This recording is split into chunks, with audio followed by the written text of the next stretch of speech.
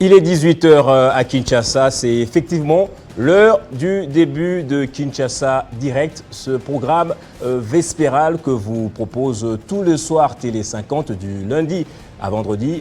Ce jour, c'est donc le dernier numéro de la semaine. Vous êtes nombreux à nous suivre et moi je suis très ravi de vous retrouver comme tous les vendredis pour boucler la semaine. Il y a des thématiques en tout cas, plusieurs, et une pléthore d'invités. Nous parlerons probablement, on commencera par la politique pour parler des élections. Ensuite, on va parler de la santé mentale et des élections. Comment prévenir des troubles? Un psychiatre va essayer de nous faire un peu le diagnostic de la psychiatrie communautaire. Alors, si vous voulez bien connaître le développement de tous ces sujets, restez donc avec nous. C'est parti pour 55 minutes de décryptage de l'actualité. Mais avant cela, c'est d'abord les grandes lignes de l'information avec Nathan Diamoité qui est déjà bien assis là. Nathan, bonsoir à vous et bienvenue.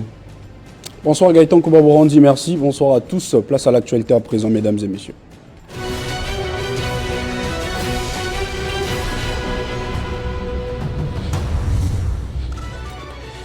À la une de l'actualité ce soir, les FARDC font remarquer les tirs de 2 bombes au Morsier ce vendredi. Selon les études techniques et tactiques, ils proviennent bel et bien de terroristes du M23 qui ont été tirés sur les positions avancées de l'armée loyaliste. Le porte-parole des FARDC dans ces secteurs signale qu'en cas de récidive, la riposte s'en suivra. En justice, la haute cour militaire s'est prononcée ce vendredi 6 octobre sur les dossiers des Mwanga Tchouktchou. Ainsi, le député national a été condamné à la peine capitale pour détention illégale d'armes et munitions de guerre, participation à un mouvement insurrectionnel, trahison et collaboration avec le M23 et devra payer une amende de 100 millions de dollars américains payables en francs congolais pour civilement responsable. Et puis enfin, en dehors de nos frontières, le gouvernement de la transition burkinabé a élevé le capitaine Thomas Sankara au rang des héros de la nation, une façon de rendre une fois de plus hommage à cet homme dont la popularité est restée très forte environ 36 ans après sa mort. Tous ces titres vous seront développés dans la grande édition des 19 h. Entre-temps, Kinshasa Direct se poursuit avec Gaëtan Kouba-Borandi et ses invités. Retrouvez toute l'actualité en continu sur www.tele50.cd.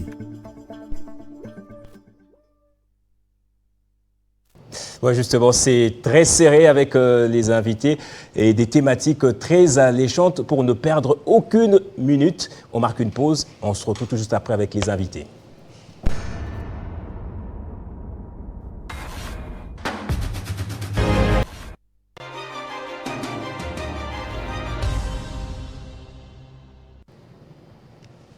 Si vous venez donc de nous rejoindre, bienvenue à vous, installez-vous confortablement. Nous prenons déjà notre tout premier invité, il s'appelle André Kaleba, il est médecin, mais on parlera politique avec lui. Bonsoir docteur, merci d'être là en tout cas. Merci, bonsoir monsieur Gaëtan. Alors je disais, vous êtes André Kaleba, coordonnateur d'une association que vous avez nommée les jeunes de PDL 145 territoires. C'est quoi cette association? En fait, le président de la République, il a créé un projet ambitieux pour le développement de la base. Et pour développer la base, il faudrait tenir compte du développement des 145 territoires. Ces 145 territoires est ici du découpage de 2018.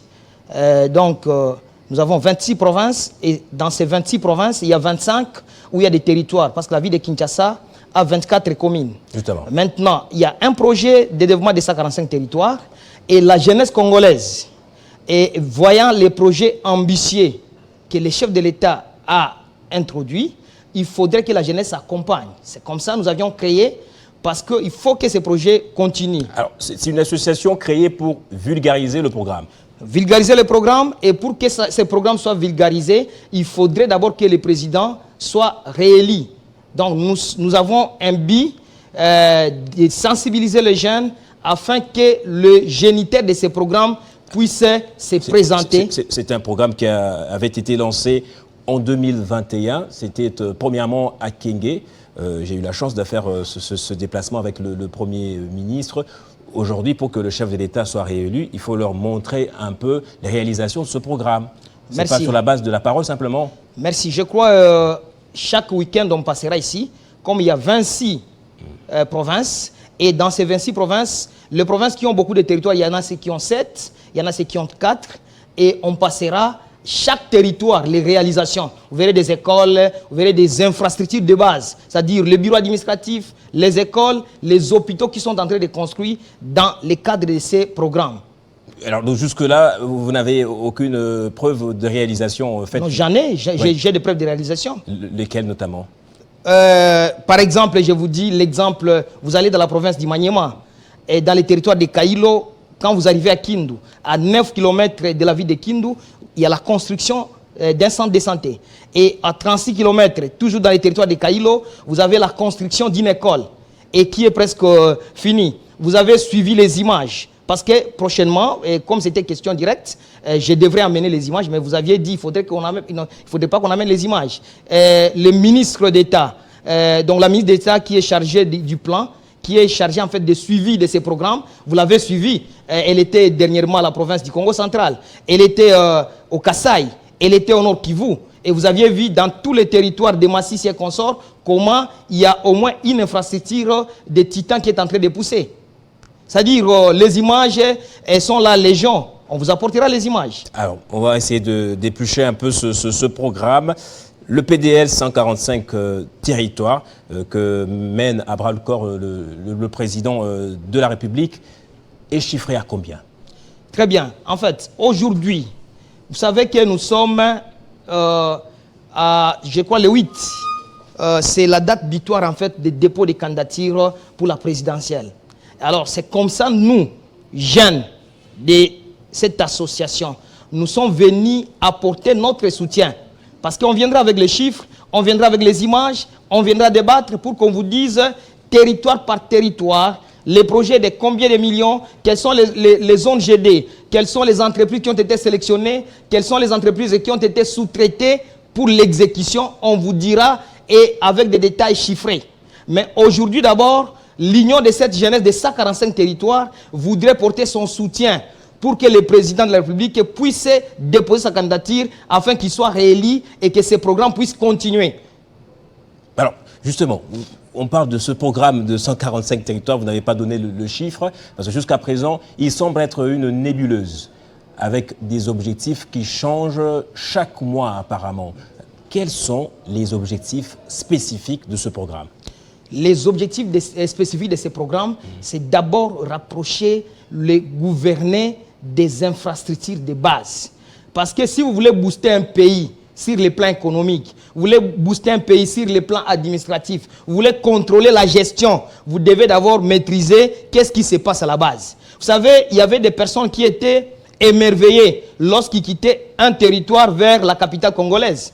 Et aujourd'hui, le président est en train de rapprocher cette base des réalités qui se passent à la capitale. C'est-à-dire, quand il y aura ces infrastructures de base, n'est-ce pas? Il y a plusieurs programmes. En fait, ça, c'est juste une partie de cette association. On aura à vulgariser beaucoup de choses. Il ne diffère en rien alors au programme 100 jours. Non, en fait. L'État avait lancé en 2019. Très bien. Le programme de 100 jours, c'était en fait un programme où le président a pris dans chaque axe de la vie les éléments qui devraient quand même montrer déjà son accession au pouvoir, le premier pas.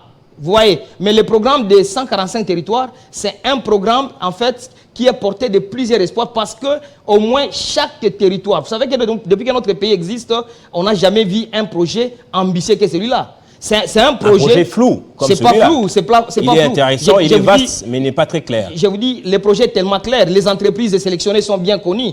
Pour faire quoi? Puisque à la base, c'était un projet pour aussi assurer la présence de l'État dans les territoires les plus reculés. Mais là, on voit que c'est beaucoup plus les écoles qu'on est en train de réhabiliter que construire les administrations locales.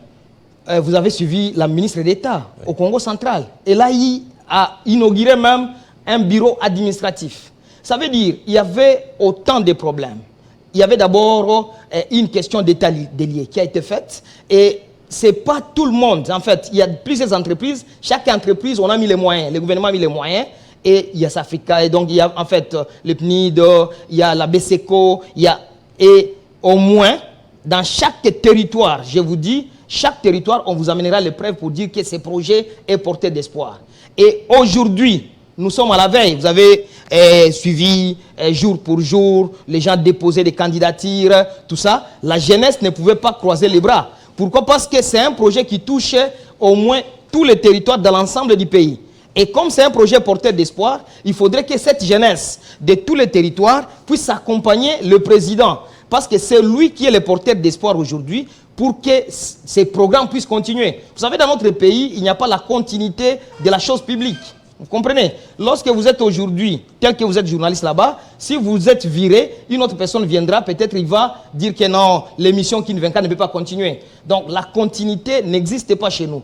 D'où la jeunesse se trouve que pour qu'il y ait ce développement, ces projets puissent arriver à bon port, il faudrait quand même que la candidature du chef de l'État soit déposée. Un autre président pourrait alors le continuer, le programme. Vous et moi, nous sommes de la même génération, vous connaissez bien. Il y a autant de présidents qui ont défilé dans ces pays. Et personne n'a touché un projet si convaincant que ce projet pète 145 territoires. On a reçu Olivier Kamitatou, il était très clair récemment. Il a été reçu par Jean-Marie Kassamba. Il a dit qu'il n'y a aucun kilomètre de route de desserte agricole. Même ici à Kenge où le projet a été lancé, il y a deux Kenge, Kenge 1 et Kenge 2, les administrateurs de territoire qui sont en réalité les personnes qui doivent impulser le développement à la base n'ont reçu aucun sou. Qui gère tout ça? Très bien. En fait, je suis médecin. En me présentant, vous m'avez présenté comme médecin. Oui. En étant médecin, lorsqu'un malade arrive, on regarde quels sont les signes qui peuvent l'emporter dans les 5 minutes qui suivent. N'est-ce pas? C'est ce qu'on appelle l'urgence. Il faut d'abord décanter l'urgence. Et il y avait deux mots, n'est-ce pas? D'une part, il y a les routes des dessertes agricoles. De l'autre part, il y a les infrastructures.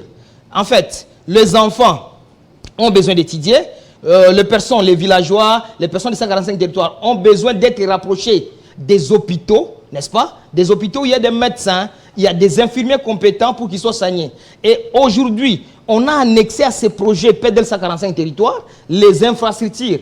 Il y a déjà certains territoires où on commence à faire les routes des dessertes agricoles. C'est comme ça que je vous ai dit, aujourd'hui, notre objet, ce n'était pas d'abord de débattre ces projets, de présenter l'association. Voilà, de présenter l'association et de dire que cette association est prête pour accompagner les chefs de l'État afin qu'ils soient réélus. On aurait bien aimé que vous commenciez d'abord par vulgariser, chiffres à l'appui, le programme, parce que si vous venez avec des discours, ce sera difficile qu'on vous suive, surtout pas par cette jeunesse qui devient de plus en plus mature. Merci, docteur André Kaleba. Votre dernier mot, peut-être? Mon dernier mot, c'est appeler la jeunesse. Je crois que c'est demain ou dimanche que le président de la République va déposer sa candidature. Il faudrait que la jeunesse qui se retrouve à travers le PEDEL 145 territoires puisse l'accompagner afin que ces projets puissent arriver à bon escient. Merci beaucoup, docteur André Kaleba, coordonnateur d'une association, les jeunes PDL 145 territoires, qui a des objectifs beaucoup plus politiques et politiciens. Vous l'avez suivi et compris. On reste ensemble pour prendre notre invité, le suivant.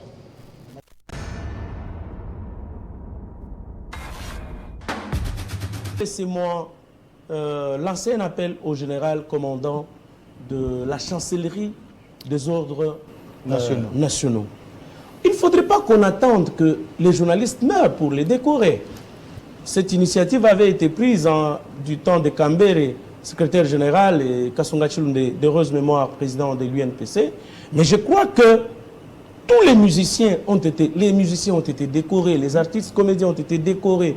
Dans plusieurs, les généraux, les officiers, ils ont été décorés. Mais je crois qu'il y a lieu qu'on reconnaisse quand même nos mérites pendant que nous sommes en vie. Il ne faudrait pas qu'on attende que Jean-Marie Kassamba, qui a amené la révolution dans l'audiovisuel congolais, qu'on attende le dire pendant qu'il sera couché. Non, je crois bien qu'il est temps que Jean-Marie Kassamba, de son vivant, soit appelé pour dire, messieurs, quand vous êtes revenu au Congo en 2007, en provenance de la France bien sûr, vous avez amené une révolution dans l'audiovisuel. Lorsque je visite la chaîne de Christian Bossembe, mais c'est du Jean-Marie Kassamba. Lorsque je visite la RT Éduc, c'est du Jean-Marie Kassamba. Lorsque je visite Univers Télévision, c'est du Jean-Marie Kassamba. Vous avez Paulette Kimontou, qui a marqué de son temps avec plusieurs émissions. Je crois qu'il est temps que le commandant de la chancellerie des ordres nationaux mette en place un mécanisme pour féliciter les Oscar Kabamba qui ont fait leur temps, pour féliciter, pour décorer ces éminences grises qui se sont manifestées dans notre profession.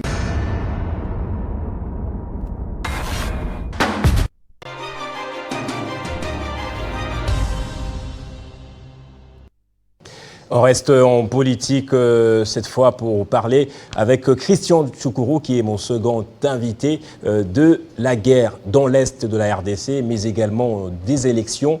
Quelle est la priorité d'après lui? Bienvenue si vous nous avez rejoint. Monsieur Christian Tchoukourou, merci d'être là. Bonsoir à vous. Bonsoir, cher frère.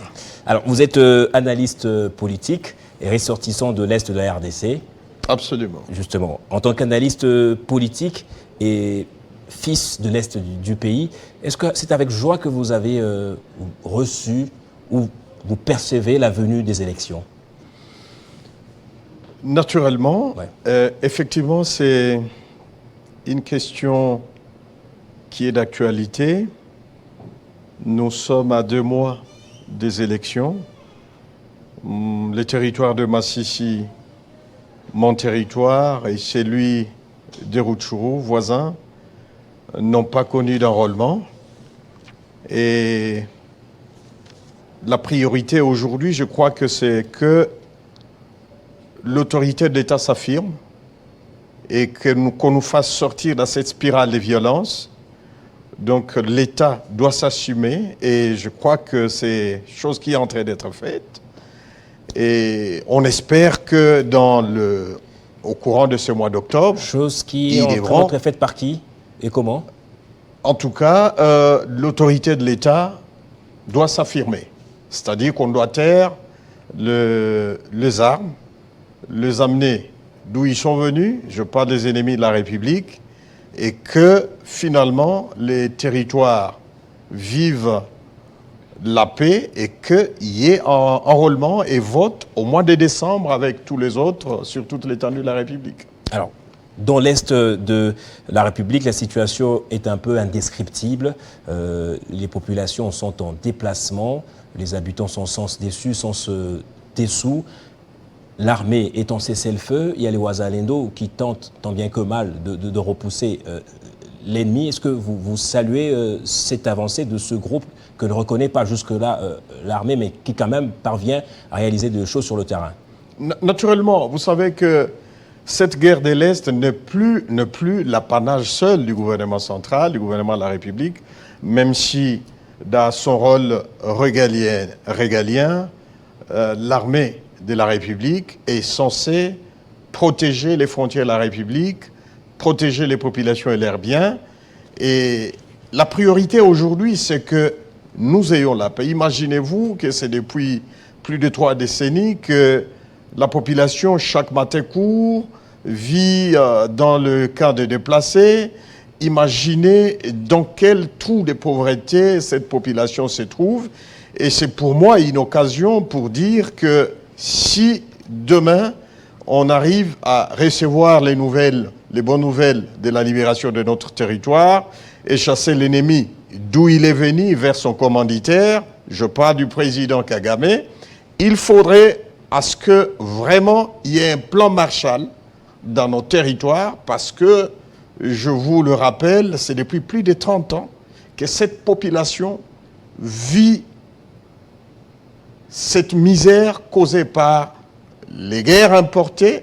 Je parle de guerre parce qu'on a connu plusieurs guerres sur cette partie du territoire et que finalement on rattrape les autres dans ce qui est par exemple infrastructure.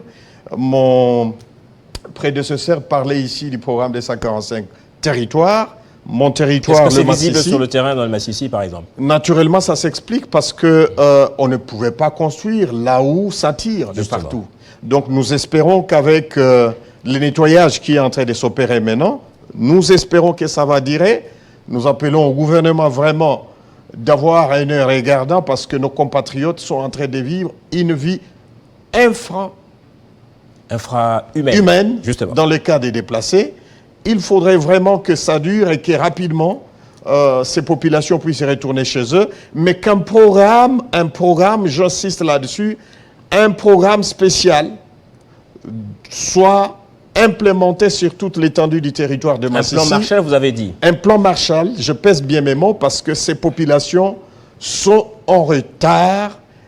Ils doivent rattraper les Alors, autres. est-ce que le plan Marshall, c'est de type qu'évoque un des candidats à la présidentielle, Constant Moutamba, qui lui a dit une fois élu président de la République qu'il va faire arrêter Paul Kagame. Ça va dans le même sens? Je ne voudrais pas tomber dans les blablas de candidats parce qu'on entendra beaucoup, mais je parle d'un programme. C'est la démagogie, d'après vous? Je parle d'un programme spécifique pour le territoire qui vivent des affres de la guerre depuis plus de 30 années de guerre. C'est faisable. Mais quand on parle de plan Marshall, de la RDC, je crois qu'on ne sait pas ce qu'on veut dire. Je ne vais pas tomber dans ces discours politiciens sans fondement. Alors, le chef de l'État était à New York. Une nouvelle fois, il a tenu un discours ferme, sur un ton dur aussi contre le Rwanda, l'M23, Paul Kagame. Mais une fois de retour au pays, c'est dans le Grand Katanga qu'il a préféré commencer son itinérance, qui après peut-être le conduira à Kinshasa et dans d'autres provinces, mais l'Est n'y figure pas sur son agenda. Vous pensez qu'il est pas passé à côté des objectifs prioritaires? Non, il ne faut pas spéculer. Oui. Le président n'est pas au front. Nous avons des forces armées qui sont sur place. Il paierait même le prix pour que le calme revienne. Je crois que c'est une promesse qui est en train d'être réalisée, d'autant plus que, avec les nouveaux gouverneurs militaires, je crois que les choses vont devoir bouger, même si aujourd'hui, les forces de la République respectent les cessez-le-feu, mais le patriote fait du bon boulot et nous les encourageons. Je demande au gouvernement de ne pas croiser les bras. Cesser le feu, oui, mais il faut que l'ennemi soit bouté dehors et qu'il soit mis hors d'état de nuire. C'est notre territoire, ce n'est pas le territoire de l'EAC ni de la SADC, et donc il faut accompagner ces jeunes gens jusqu'à ce qu'on nettoie complètement le territoire. On accompagne qui? Quels jeunes gens? Il faut que le gouvernement de la République accompagne ces jeunes patriotes qui se battent pour leur terre. Justement. Parce que le territoire congolais n'appartient pas à la CAC, moins encore à la communauté de l'Afrique australe. Mais l'armée congolaise est dans la logique... Ni à l'Union africaine, c'est des terres congolaises qui sont violées, de femmes congolaises qui sont violées, de Congolais qui sont massacrés au jour le jour. Je crois que le gouvernement de la République doit tout faire pour se rassurer, cette fois-ci, que cette honte est arrivé à son terme. Deux dernières questions avant de terminer. L'armée congolaise est dans la logique des accords de Nairobi et de Luanda qui stipulent que le M23 doit rentrer dans un pré-cantonnement. Avant le cantonnement, vous parlez de bouter dehors. Est-ce que vous ne voulez pas dire autrement que ce plan-là ne marchera pas, les accords de Nairobi et de Luanda? Ici, nous devons aller... Je crois que le gouvernement de la République ne doit plus se leurrer. Oui. Je rappelle ici que... l'ennemi en face de nous a toujours joué en amenant les dialogues devant, alors qu'il est en train de conquérir des territoires. Nous l'avons vécu dans le territoire de Massissi, mon territoire d'origine, ou alors que nous, on croyait à la facilitation est-africaine et à la SADC, ces gens ont continué à conquérir des territoires. C'est la même chose qu'ils ont fait au Rwanda, alors qu'ils devraient aller négocier avec le président Juvenal Habyarimana. De l'autre côté, ils préparaient comment les tuer. Donc ces gens, il faut aller avec eux et avec la carotte et le bâton. Justement. Ouais. Alors, pour terminer, alors qu'il y a cette situation sécuritaire précaire dans l'est du pays, est-ce qu'à Kinshasa ou dans les autres provinces, on peut calmement aller aux élections? Je pense qu'on ne doit pas courir les risques d'aller aux élections sans les territoires de Massissi et des Rutshuru. Parce que vous parliez du président Félix Tshisekedi, il a intérêt à ce qu'il ait avec lui ces plus de 900 000 voix de suffrage à exprimer dans ces deux territoires qui lui sont d'office acquis. Parce que... Pourquoi? Ils lui sont acquis parce qu'il est le seul qui a haussé les tons et qui a dit à Kagame que ça suffit. Il est le premier. Et pour ça... Mais il a dit rien n'a changé. Est-ce que c'est pour des discours qu'on pourra peut-être le voter? Vous avez parlé tantôt ici que ça bouge sur terrain, et ça va continuer à bouger. Le président de la République doit continuer ce qu'il est en train de faire. Parlons de forces armées, même si les temps même parti semble être court. Pendant plus de 18 ans, nous avions une armée. Nous crions ici, sur vos antennes, qu'il faut tout faire pour reformer nos forces armées. Il faut tout faire pour équiper nos forces armées. Pendant 18 ans, ça n'était pas la priorité de ce que nous dirigeons. Aujourd'hui, vous êtes témoin. Vous voyez comment un militaire est vêtu, comment il est envoyé au front. À l'époque, c'était des gens qu'on amenait à la boucherie. Voyez-vous? C'était en Ayan. Et aujourd'hui, quand même, on peut dire que nos forces armées sont équipées. Et je crois fermement que ce mois d'octobre, nous allons mettre fin à cette aventure qui n'avait fait que trop durer. Merci infiniment, Christian Chikuru. Et donc, permettez que j'ajoute, en demandant au peuple congolais de donner tout ce qui est à son pouvoir pour que le président de la République, Félix Tshisekedi, soit réélu parce qu'il a prouvé combien il tient à la sécurité, à l'intégrité territoriale de nos territoires, et nous pensons que c'est ça même les socles de notre développement. Nous sommes un pays riche, il faut que nous mettions des mécanismes innovants de sécurité de nos territoires, du nord au sud, de l'est à l'ouest. C'est à ce moment-là qu'on pourra parler du développement. Parce qu'on ne peut pas parler du développement sans sécurité. Mais les armes qui se trouvent entre les mains des groupes rebelles, comment faire pour les récupérer? Le gouvernement fera tout ce qui est à son pouvoir parce qu'il s'agit bien de son rôle pour se rassurer que ces jeunes gens qui sont des réservistes, ce n'est pas une première dans le monde. Pas officielle. Évidemment, nous avons une loi qui le prenne en charge. Je crois que dans l'esprit de cette loi, ces gens devront être traités comme le législateur l'entend lorsqu'il a voté cette loi portant sur les réservistes en République démocratique du Congo. Vous avez vu dans quel état ils se trouvent, ces jeunes? Et évidemment, on ne peut pas construire ce genre de choses en une année. Je me demande si en 18 ans on avait songé à cela, là où on serait. Si les services nationaux avaient été perpétués après la mort de Mouzé, parce que c'était ça son identité, son innovation. Aujourd'hui, on parlerait de notre service national. Donc vous comprenez que le président Félix, c'est un booster de ce que nous avions toujours demandé. C'est lui qui booste le développement et je crois qu'il mérite un second mandat. Ce n'est pas une fatalité. C'est de la propagande que vous faites. Ouais. Oui, naturellement. C'est vrai, vous allez entendre vous allez entendre des discours de gens qui vont venir vous raconter des bons parleurs. Mais Félix a prouvé qu'il aime réellement ce pays et c'est ce genre de personnes dont nous attendions au sommet de l'État. Surtout à mettre fin à cette aventure qui était devenue fonds de commerce par Kagame et ses parrains dans la région. Aujourd'hui, on sent qu'il y a la volonté ferme du chef de l'État, commandant suprême des forces armées de la République, à pouvoir mettre fin à cette honte que chaque Congolais ressentait dans son âme. Ça doit finir. Merci beaucoup, Christian Chikuru. Je rappelle, vous êtes analyste politique. C'est moi qui vous remercie, cher frère. Les élections se rapprochent, en tout cas à grands pas. Et vous ne savez peut-être pas qu'il existe une psychologie des foules. Il y a des troubles qui sortent comme ça de l'ordinaire. Comment prévenir cela et bien le gérer? Un psychiatre va tenter de répondre à toutes ces questions. Restez donc avec nous.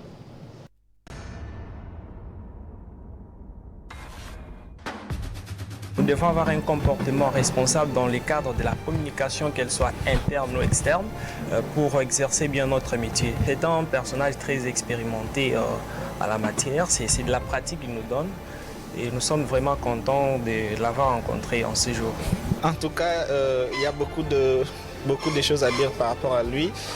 Non seulement il a l'expérience de la matière qu'il dispense, mais également il a cette pédagogie-là en lui. Il sait transmettre la matière qu'il a. En tout cas, il met tout le monde à l'aise dans le cadre de son cours. Il répond à nos préoccupations et il y va même dans les détails, il nous donne des exemples pratiques. En tout cas, je ne pouvais jamais penser que je pourrais avoir un cours aussi pratique que celui-ci. Le formateur est compétent, on voit qu'il a de la pratique et du métier par rapport à ce qu'il nous dispense. Nous avons la chance, si pas la grâce, d'avoir parmi nous un des chevronnés en la matière, la personne de M. Jean-Marie Kassamba. Je pense que le cours jusque-là, en tout cas, ça se passe très bien. M. Jean-Marie Kassamba, qui maîtrise les méandres de la communication institutionnelle. Et nous osons croire qu'à la fin de cette formation, en tout cas, chacun de nous sortira avec une valeur intrinsèque assez élevée et prononcée. Quant à la personne, ce que j'ai personnellement apprécié, c'est le contenu. La personne a du contenu. Déjà, de par son cursus, il nous a étalé un très long cursus, important et qui est connecté à ce qu'il fait.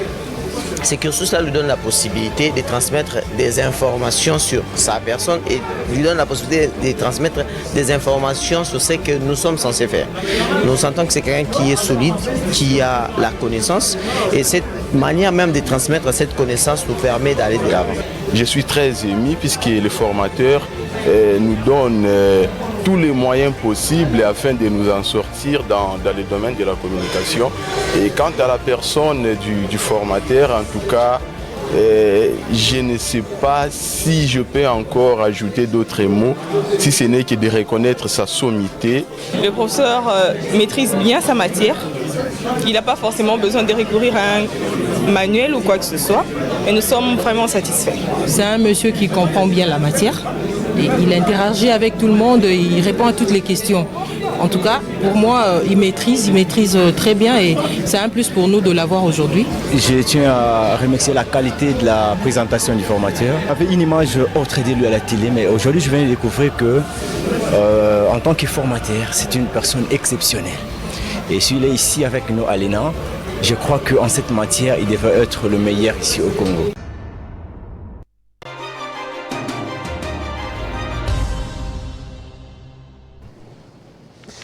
Docteur Jean-Marie Kachama Kachama, c'est le dernier invité. Il est déjà là. Bonsoir docteur et merci en tout cas d'avoir accepté l'invitation de Télé 50. Bonsoir, je suis content d'être reçu ce jour à Télé 50. Alors, vous êtes neuropsychiatre d'abord. Vous êtes également, vous évoluez dans des ONG d'action en santé mentale. Très bien. Vous êtes acteur de la société civile, naturellement, par conséquent. Et je n'arrive pas à comprendre comment, de surcroît, vous êtes aussi acteur politique. Vous faites de la politique aussi. Oui, je fais la politique. Parce que, vous savez, la politique, c'est un problème de la société. Oui. Et on peut être médecin, mais on est appelé effectivement à faire de la politique. En fait, je deviens un acteur politique tout simplement parce que, vous savez, le pays va très mal. Ouais. Et vous savez aussi que nos institutions ont besoin de renouvellement d'une classe politique responsable. Et cet renouvellement passe par des gens qui ont des capacités mentales, qui ont des capacités intellectuelles à pouvoir gérer ces pays, ce grand pays qui est le Congo, qui est au centre de l'Afrique et qui a un rôle géostratégique énorme. Nous voulons avoir des personnes capables qui doit pouvoir relire les fondamentaux de ce pays, qui doit pouvoir rediscuter sur la politique de ces pays, parce que la politique doit aller dans le sens de la politique publique bénéfique à notre population. On ne fait pas la politique pour soi-même, on fait la politique pour la société. Et cette société doit se développer. Pour qu'elle se développe, on a besoin d'un état mental qui est sain, un état mental qui rassure la communauté, un état mental qui permet à ceux qui vont concourir et compétir à nos aux élections qu'ils soient effectivement dignes et responsables et qui n'apportent pas un discours qui doit diviser les Congolais. Je pense qu'un acteur politique, ce qui l'intéresse, c'est d'accéder à un poste politique, d'obtenir un siège Mais les sièges ne passent pas par la division de nos communautés, ne passent pas par la désorganisation de la société. Et nous devons continuer à utiliser notre mental pour pouvoir produire de bons résultats. Nous devons utiliser notre mental pour améliorer le processus électoral, ce processus qui a commencé depuis 2006. Quand un neuropsychiatre comme ça, comme vous, je ne sais pas à partir de quel moment vous avez commencé à vous intéresser à la chose politique, regarde la situation politique en RDC, il pose quel diagnostic mental? La chose politique, c'est la chose de la société. Il faut avoir un regard sur ça. Oui, c'est quoi le regard d'un neuropsychiatre comme vous? Bon, l'état dans lequel se trouve le regard, c'est que j'en appelle aux hommes de bonne conscience. Ceux qui veulent bien développer ces pays. Pour développer ces pays, on a besoin des cerveaux. On a besoin des ressources. Et ces ressources viennent de notre capacité psychique. Et c'est cette capacité psychique par association de capacités psychologiques que nous pouvons remonter la pente. Parce que vous savez, nous avons été en 1960 loin par rapport à certains pays.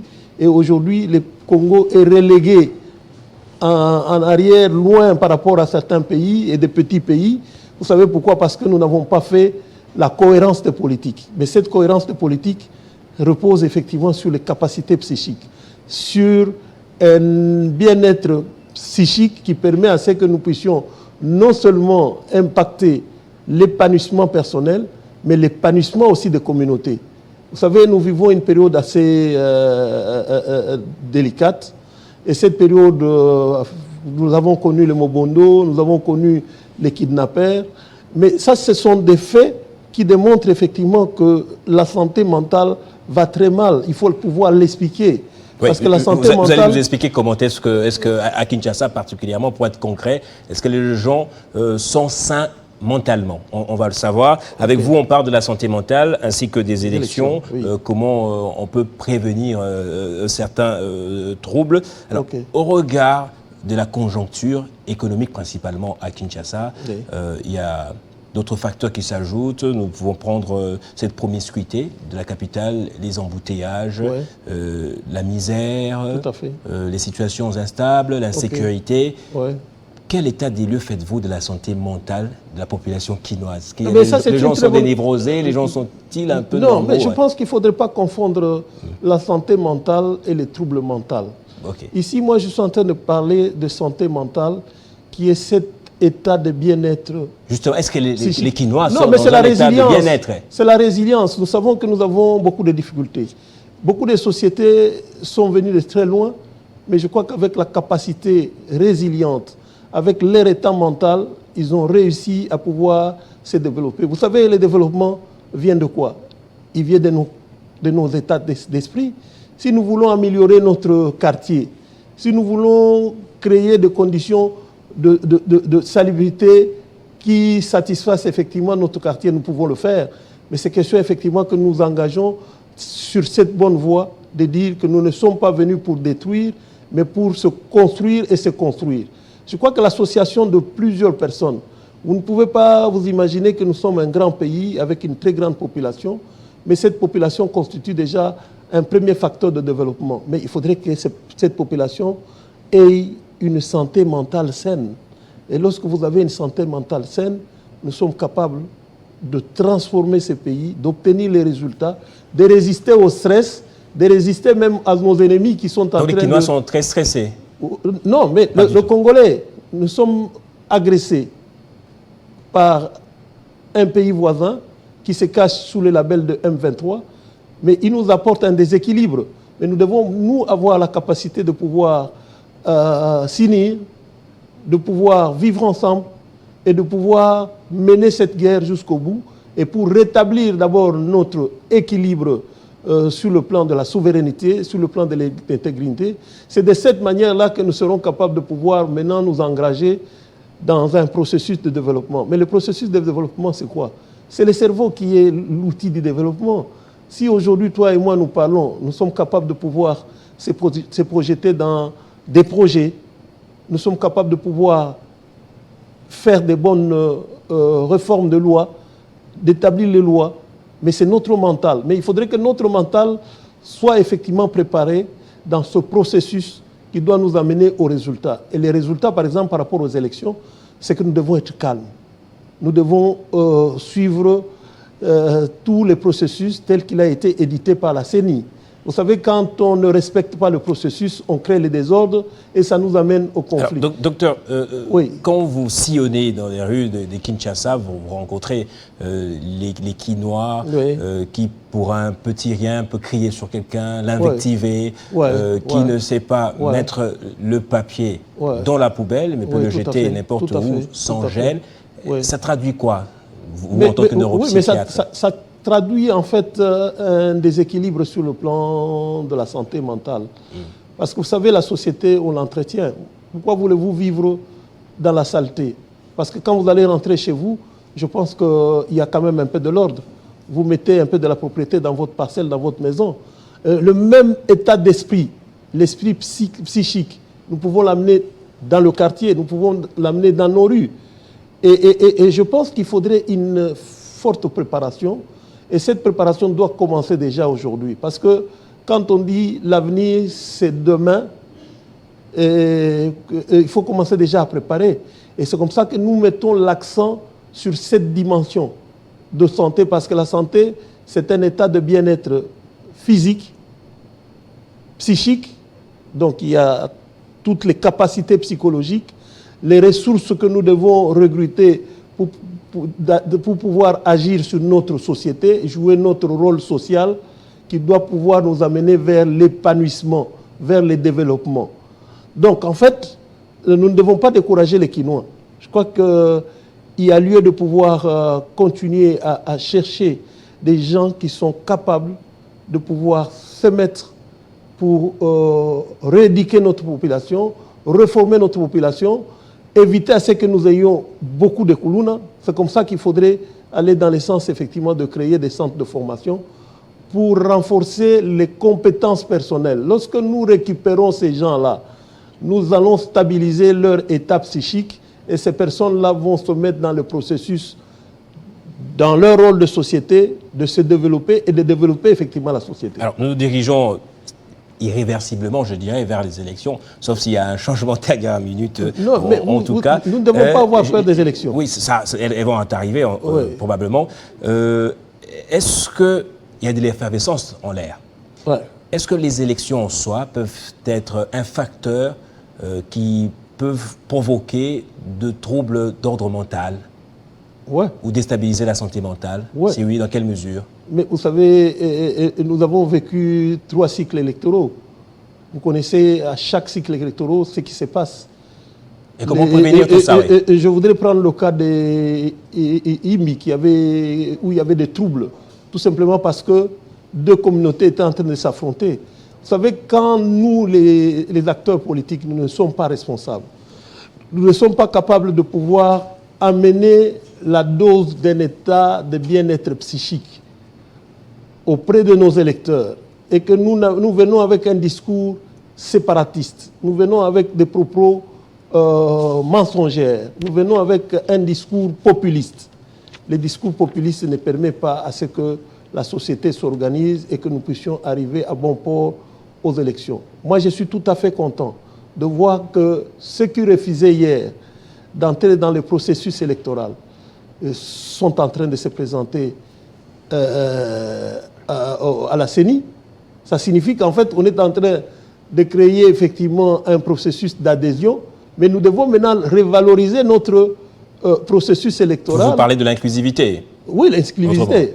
Mais s'il y a XY hier, il refusait d'entrer dans le processus et qu'il accepte d'entrer, ça signifie qu'il accepte effectivement de jouer les jeux électoraux. Et les jeux électoraux sont clairs, c'est d'aller convaincre les électeurs, parce que ce sont les électeurs qui donnent par le vote, par le suffrage, la capacité d'élire quelqu'un pour aller les représenter. Je crois qu'il faudra seulement aiguiser notre état de santé, notre santé mentale pour nous permettre effectivement de progresser progressivement sans des échauffourées. Parce que la période des élections ne doit pas être considérée comme étant une période chaude. C'est une période sensible. Non, c'est une période sensible, normale, parce que c'est déjà défini, parce que nous devons arriver aux élections pour renouveler effectivement les représentants. Ça peut être un ancien qui revient, mais ça peut être aussi un nouveau qui se fait élire. Mais ce n'est pas pour autant que nous allons diviser les communautés. Ce n'est pas pour autant que nous allons créer des troubles dans notre propre société. Parce que les troubles nous font reculer. Nous devons avancer. C'est toujours notre état d'esprit, notre santé mentale qui doit pouvoir nous permettre de baliser, de nous engager sur ce processus qui pourra effectivement arriver aux élections apaisées. Alors, et je voudrais ajouter aussi que tout est organisé. Il y a l'observation, il y a des témoins, chacun va amener son témoin. Il y a des organisations qui vont faire l'observation pendant la période électorale. Et puis il y a des voies de recours. Quand votre nom n'apparaît pas, vous n'avez pas à crier ou à aller casser la maison d'autrui, mais vous devez introduire votre recours à travers la Cour constitutionnelle. Dernière question, docteur, facilement vous basculez dans l'analyse en tant que politicien, en tout cas pour terminer, au regard des positionnements des uns et des autres, mais aussi des discours qui sont distillés au sein de l'opinion nationale, vous pensez qu'on est parti pour des élections sans trouble ou non? Mais c'est votre rôle en tant que média. Qu'est-ce qu'on peut faire? Mais continuer effectivement à montrer que les élections, c'est tout simplement une voie pour renouveler la classe politique. Vous devez sensibiliser et les électeurs et les personnes qui vont compétir aux élections. Et c'est là où je dis que la presse est en train de faillir. Est-ce que vous avez des émissions pendant cette période ici, au niveau de votre chaîne, qui peuvent accompagner la CENI pour nous donner les bonnes manières, pour nous donner la manière dont nous devons aller compétir, nous devons aller parler avec nos électeurs? C'est des petits flashs. Je pense que vous avez un grand rôle à jouer, un grand rôle à rappeler tout le monde. Vous devez rappeler à tout le monde que les élections n'est pas un lieu de violence, n'est pas une occasion de violence ou de conflit. Les élections doivent se passer dans ce pays ici, parce que les élections sont constitutionnelles. C'est juste l'une des expressions dans une démocratie, en tout cas. Voilà. Merci beaucoup, docteur Jean-Marie Kachama, neuropsychiatre. Merci d'être passé à Télé 50. Puisque vous l'avez évoqué, on aura besoin de vous alors pour essayer de distiller des discours de vivre ensemble.